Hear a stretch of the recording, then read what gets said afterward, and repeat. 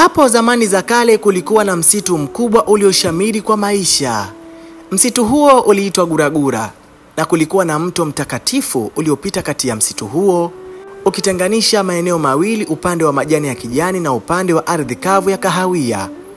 Wanyama wote waliishi kwa amani, na cha ajabu ni kwamba hawakuwa na tofauti kubwa. Yaani wanyama walikuwa na rangi moja tu ya kahawia ya udongo.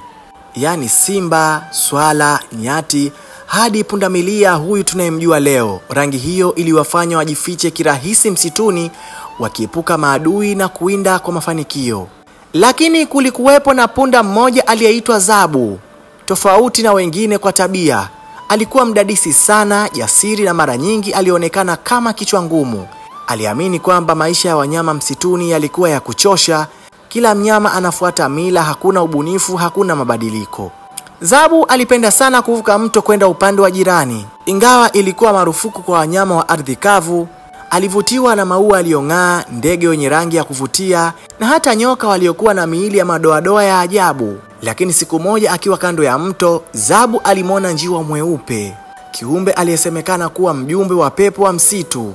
Njiwa huyo alimwambia Zabu, "Zabu, kuna mabadiliko yanakuja.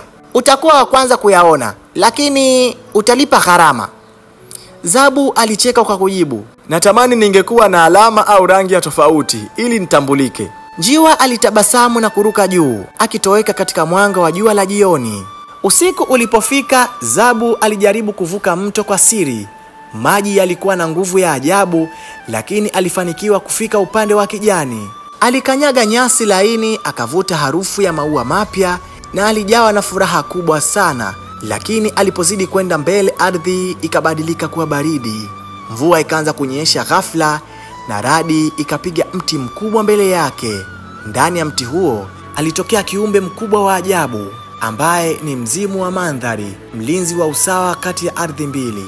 Mzimu huo ukasema, "Kwa kuvunja mipaka ya ardhi umesababisha kukosekana kwa usawa. Kwa hiyo utabeba alama ya kosa lako milele."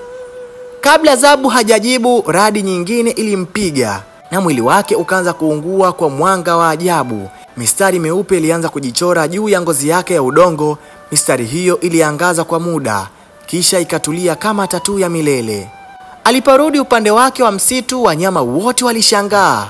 Hawakumtambua, walimuogopa. Alionekana kama kiumbe wa ajabu, na wakamfukuza hapo hapo.